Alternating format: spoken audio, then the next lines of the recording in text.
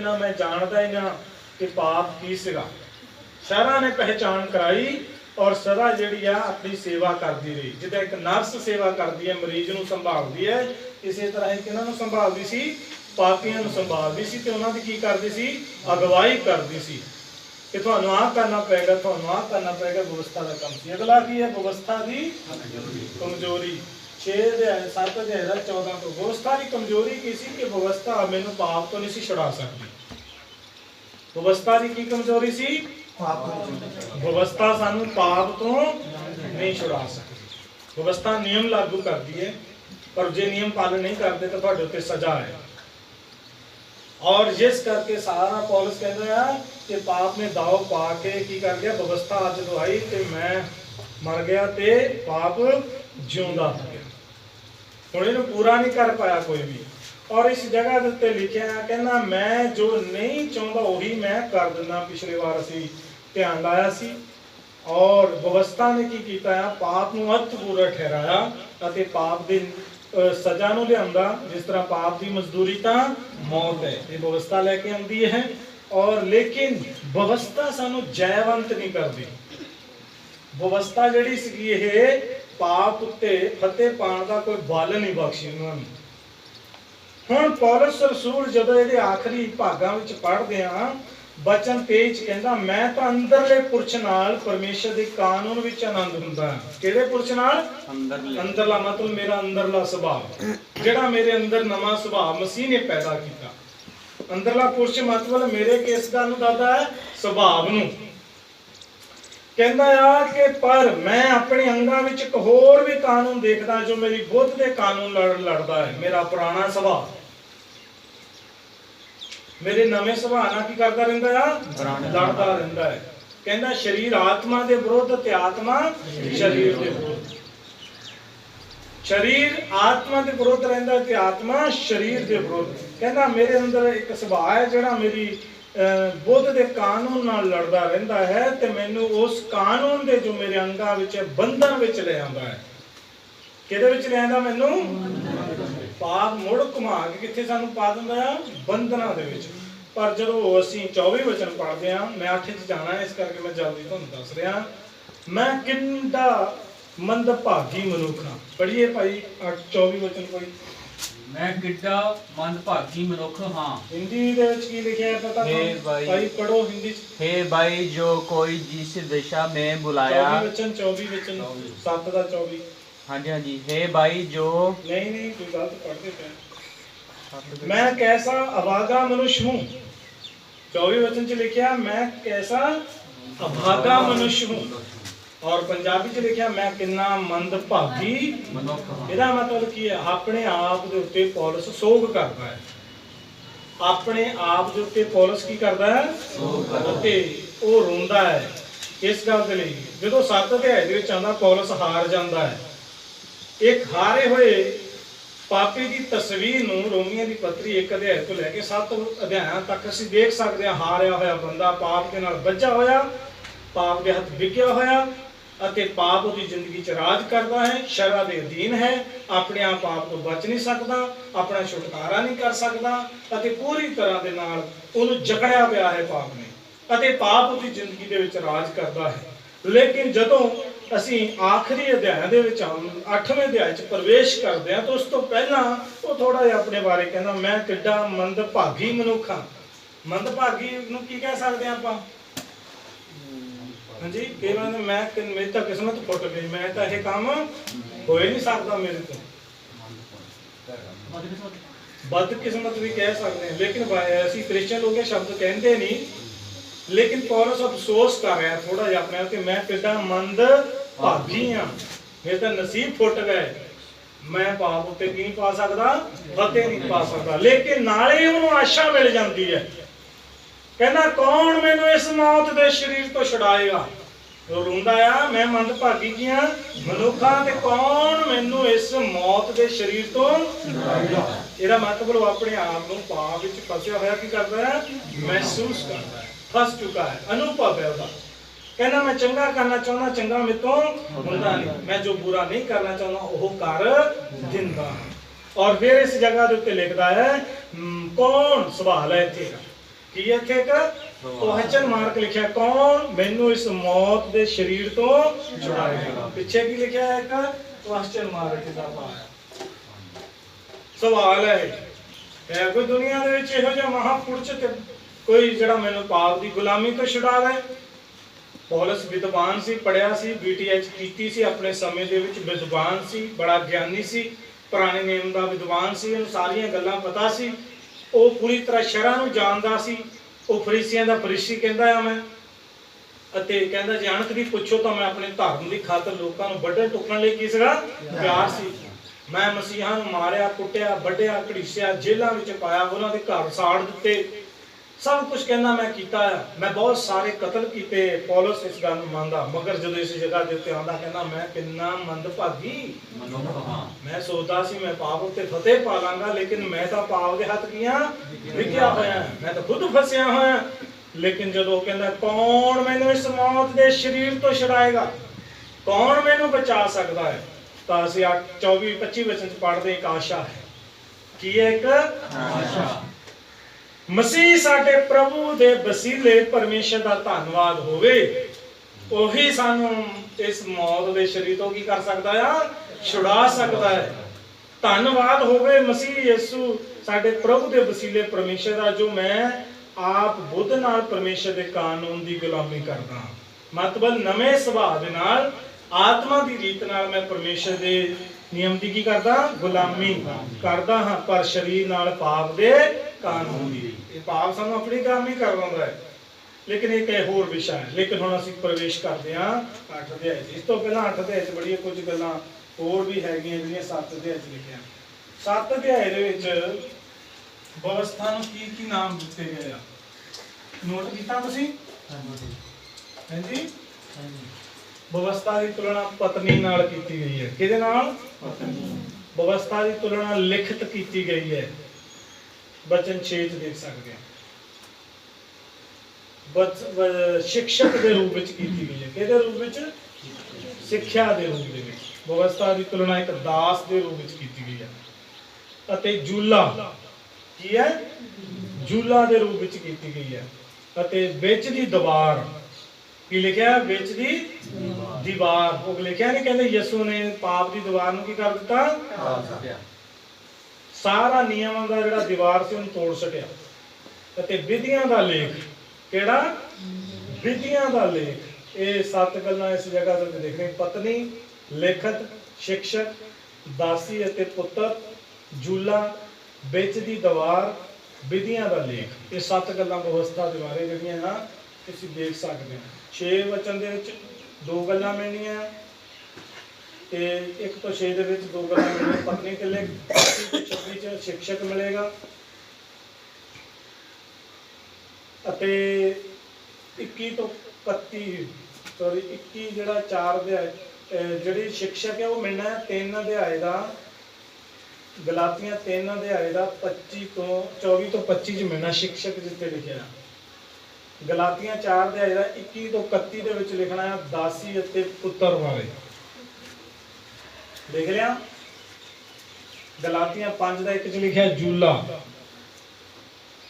ਆਪਸੀਆਂ 2 ਅਧਿਆਏ ਉਹਦਾ 14 ਤੋਂ 48 ਚ ਲਿਖਿਆ ਵਿੱਚ ਦੀ ਦੀਵਾਰ। ਕੋਲੋਸੀਆਂ 2 ਅਧਿਆਏ ਦਾ 14 ਵਿੱਚ ਲਿਖਿਆ ਵਿਧੀਆਂ ਦਾ ਲੇਖ। ਮੈਨੂੰ ਬੋਲਦੇ ਨਹੀਂ ਪਤਾ ਲੱਗਾ ਤਾਂ ਮੈਂ ਲਿਖ ਦਿੰਦਾ। 8 ਅਧਿਆਏ ਚ ਪ੍ਰਵੇਸ਼ ਕਰਨਾ ਤੇ ਕੁਝ ਗੱਲਾਂ ਦੋਸਤਾਂ ਬਾਰੇ ਤੇ ਜਾਣਨੀਆਂ। ਆਰ ਮੈਂ ਪਾਣਾ ਰੋਮੀਆਂ ਮੈਂ ਤੁਸੀਂ ਆ ਕੇ ਸਮਝ ਲਓ। ਰੋਮੀਆਂ 6 ਅਧਿਆਏ 7 ਅਧਿਆਏ ਦਾ 1 ਤੋਂ 6 ਚ ਲਿਖ ਦੇਗਾ। ਰੋਮੀਆਂ ਹੈਗਾ 7 ਅਧਿਆਏ ਦਾ 6 ਵਿੱਚ। ਔਰ ਅੱਗੇ ਹੈ ਗਲਾਤੀਆਂ GAL ਮੈਂ ਲਿਖ ਰਿਹਾ। ਇਹ ਸੀ ਵਿੱਚ ਬੈਰ ਵਿਰੋਧ ਵਾਲੀ ਜੁਦਾਈ ਦੀ ਕੰਧ ਨੂੰ ਢਾ ਦਿੱਤਾ। ਇਹ ਉਹੀ ਕੰਧ ਜਿਹੜੀ ਤੁਹਾਨੂੰ ਦੱਸੀ ਹੈ। ਬੈਰ ਵਿਰੋਧ ਵਾਲੀ ਜੁਦਾਈ ਦੀ ਕੰਧ ਨੂੰ ਕੀ ਕਰ ਦਿੱਤਾ? ਹੁਣ ਬੈਰ ਵਿਰੋਧ ਵਾਲੀ ਕੀ ਵਿਵਸਥਾ ਬੈਰ ਪੈਦਾ ਕਰਦੀ ਸੀ ਬਈ? ਨਹੀਂ। लेकिन व्यवस्था की शर्त खड़ी करती सी कि परमेश्वर दे हुजूर विच आना तो मेरे लिए लेके आओ अपने पाप दा बलिदान चढ़ाओ। नहीं चढ़ाना तो मंदिर चों की हो जाओ बाहर हो जाओ। थानू कोई मंदिर विच हां जी बैर विरोधी जुदाई नूं कंध नूं ਢਾਹ ਦਿੱਤਾ ਅਤੇ ਸ਼ਰਾਂ ਨੂੰ ਵਿਧੀਆਂ ਅਤੇ ਕਾਨੂੰਨਾਂ ਸਣੇ ਕਾਟ ਕਰ ਦਿੱਤਾ। ਸ਼ਹਿਰਾਂ ਨੂੰ ਵਿਧੀਆਂ ਤੇ ਕਾਨੂੰਨਾਂ ਥੱਲੇ ਕੀ ਕਰ ਦਿੱਤਾ? ਅਕਾਰਥ ਮਤਲਬ ਨਿਸ਼ਫਲ, ਬਸ ਹੋਣੇ ਦੀ ਕੋਈ ਲੋੜ ਨਹੀਂ ਰਹੀ, ਅਵਸਥਾ ਦੀ ਕੀ ਨਹੀਂ ਰਹੀ ਹੁਣ। ਹਾਂਜੀ ਅੱਗੇ, ਤਾਂ ਜੋ ਦੋਹਾਂ ਤੋਂ ਆਪ ਵਿੱਚ ਇੱਕ ਨਵਾਂ ਇਨਸਾਨ ਰਚ ਕੇ ਮੇਲ ਕਰਾਵੇ ਹਾਂ ਅਤੇ ਸਲੀਬ ਦੇ ਰਾਹੀਂ ਬੈਰ ਵਿਰੋਧ ਦਾ ਕੂਠਾ ਕਰਕੇ ਉਸ ਨਾਲ ਦੋਹਾਂ ਨੂੰ ਇੱਕ ਸਰੀਰ ਬਣਾ ਕੇ ਪਰਮੇਸ਼ਰ ਨਾਲ ਮਿਲਾਵੇ। 18 ਤੱਕ ਪੜ੍ਹਦੇ ਜੀ। ਅਤੇ ਉਸ ਨੇ ਆਣ ਕੇ ਤੁਹਾਨੂੰ ਜਿਹੜੇ ਦੂਰ ਸੋ ਮਿਲਾਪ ਦੀ ਅਤੇ ਉਹਨਾਂ ਨੂੰ ਜਿਹੜੇ ਨੇੜੇ ਸਨ ਮਿਲਾਪ ਦੀ ਖੁਸ਼ਖਬਰੀ ਸੁਣਾਈ, ਕਿਉਂ ਜੋ ਉਸ ਦੇ ਦੁਆਰਾ ਇੱਕ ਆਤਮਾ ਵਿੱਚ ਪਿਤਾ ਵੱਲ ਅਸਾਂ ਦੋਹਾਂ ਦੀ ਢੋਈ ਹੁੰਦੀ ਹੈ। ਇਹ ਗੱਲਾਂ ਤੁਹਾਨੂੰ ਸਮਝ ਲੱਗ ਜਾਂਦੀ, ਸਮਝ ਲੱਗੇ ਵਿਚਾਰ ਦੀ ਕੰਧ ਕੀ ਸੀਗੀ? ਇਹ ਸਾਨੂੰ ਪਰਮੇਸ਼ਰ ਦੀ ਹਜ਼ੂਰੀ ਵਿੱਚ ਕੀ ਨਹੀਂ ਕਰਨ ਦਿੰਦੀ ਸੀ? ਵੜਨ ਨਹੀਂ ਸੀ ਦਿੰਦੀ। ਵਿਵਸਥਾ ਸਾਡੇ ਤੇ ਨਿਯਮ ਲਾਗੂ ਕਰਦੀ ਸੀ। ਕੀ ਲਾਗੂ ਕਰਦੀ ਸੀ? ਨਿਯਮ। ਵਿਵਸਥਾ ਦੀਆਂ ਸ਼ਰਤਾਂ ਸੀ।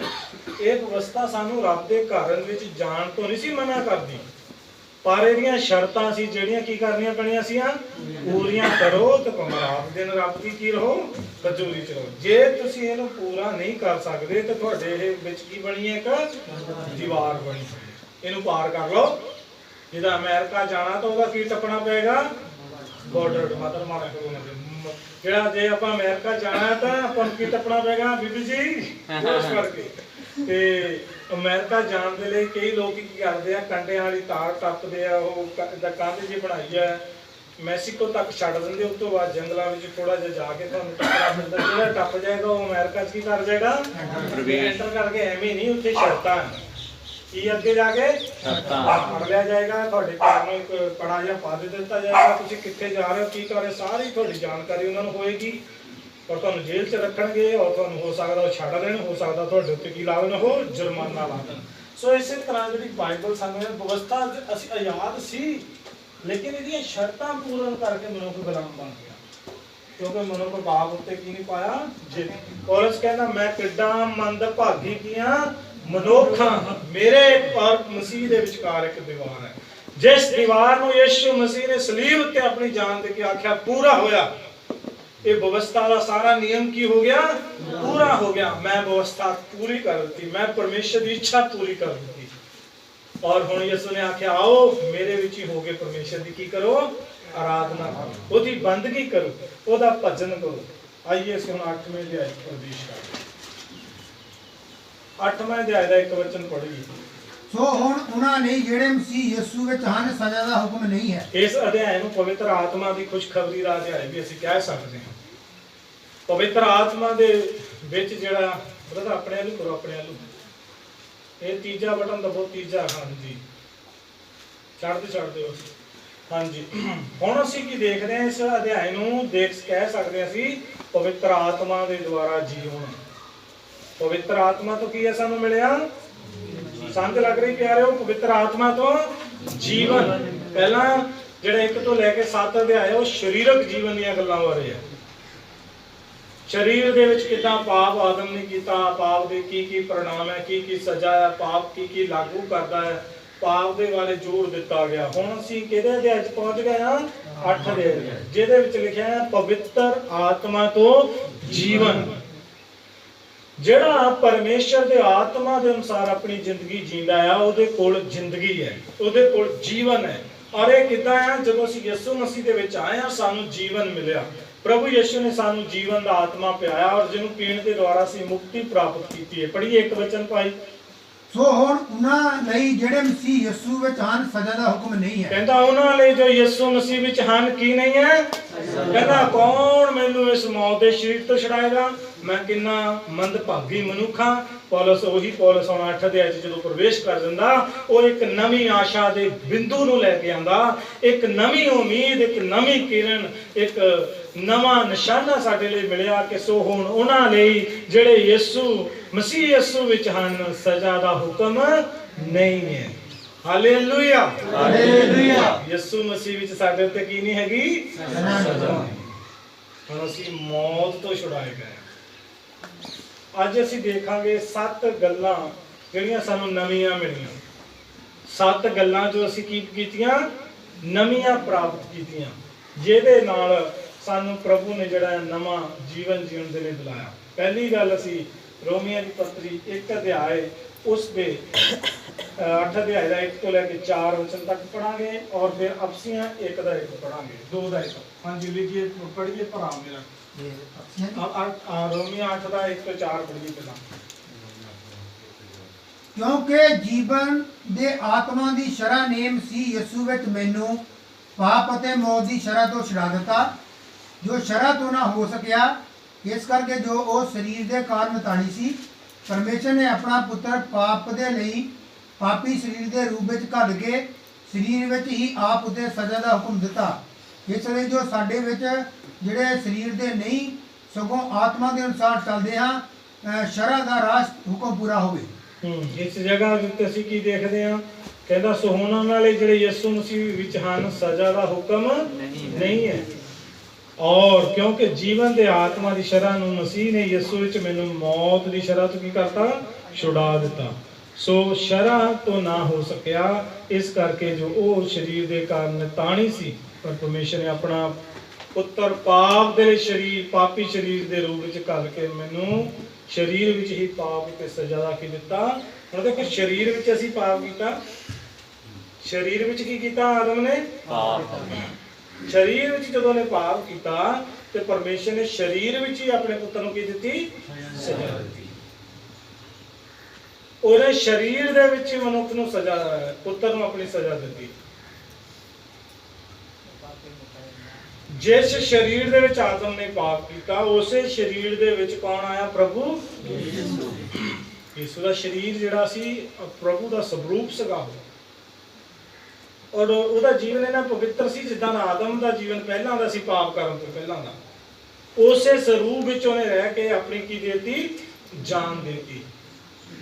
ਪਾਪੀ ਸਰੀਰ ਦੇ ਵਿੱਚ ਜਿਹੜੀ ਪਾਪੀ ਸਰੀਰ ਦੇ ਲਈ ਸਰੀਰ ਵਿੱਚ ਹੀ ਉਹਨੇ ਸਜ਼ਾ ਦਾ ਹੁਕਮ ਲਿਆ। ਇਸ ਲਈ ਜੋ ਸਾਡੇ ਵਿੱਚ ਜਿਹੜੇ ਸਰੀਰ ਦੇ ਨਹੀਂ ਸਗੋਂ ਆਤਮਾ ਦੇ ਅਨੁਸਾਰ ਚੱਲਦੇ ਹਾਂ, ਸ਼ਰ੍ਹਾ ਦਾ ਰਾਸਨ ਹੁਕਮਨਾਮਾ ਕੀ ਹੋਵੇ?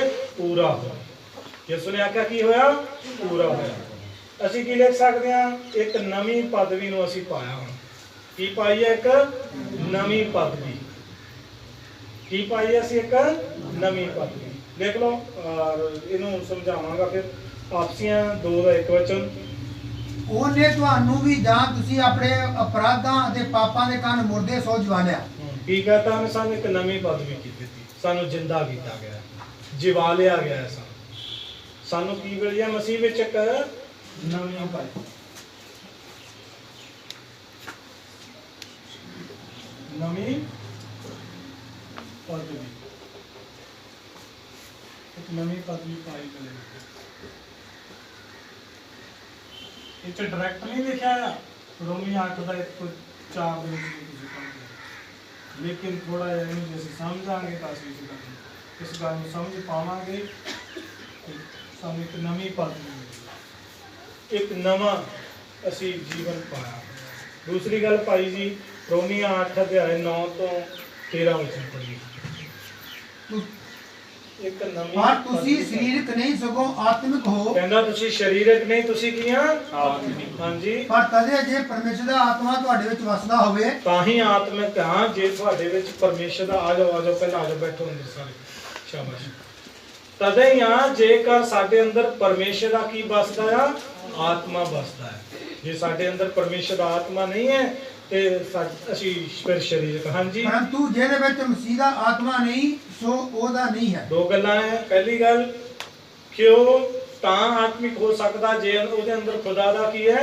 ਆਤਮਾ, ਜਿਹਨੂੰ ਪਵਿੱਤਰ ਆਤਮਾ ਕਹਿੰਦੇ ਆ। ਪੂਜਾ ਧਿਆਨ ਨਾਲ ਸੁਣੋ ਇੱਧਰ। ਜੇਕਰ ਸਾਡੇ ਅੰਦਰ ਪਰਮੇਸ਼ਰ ਦਾ ਆਤਮਾ ਤਾਂ ਅਸੀਂ ਕੀ ਹਾਂ? ਆਤਮਿਕ ਹਾਂ। ਦੂਸਰੀ ਗੱਲ, ਜਿਹਦੇ ਅੰਦਰ ਪਰਮੇਸ਼ਰ ਦਾ ਆਤਮਾ ਨਹੀਂ ਲਿਖਿਆ, ਨਾ ਤਾਂ ਆਤਮਿਕ ਹੈ ਤੇ ਨਾ ਹੀ ਉਹ ਪਰਮੇਸ਼ਰ ਦਾ ਹੈ। ਨਾ ਤਾਂ ਉਹ ਆਤਮਿਕ ਹੈ ਤੇ ਨਾ ਹੀ ਉਹ ਪਰਮੇਸ਼ਰ ਦਾ ਹੈ। ਹੁਣ ਆਤਮਾ ਜਿਹੜਾ ਬੰਦਾ, ਉਹਦੀ ਪਹਿਚਾਣ ਕੀ ਹੈ? ਇੱਕ ਆਤਮਿਕ ਸੁਖ ਹੈ ਭਾਜੀ। ਇੱਧਰ ਦੇਖੀਏ, ਜਿਹੜਾ ਆਤਮਿਕ ਇਨਸਾਨ, ਉਹਦੀ ਪਹਿਚਾਣ ਕੀ ਹੈ?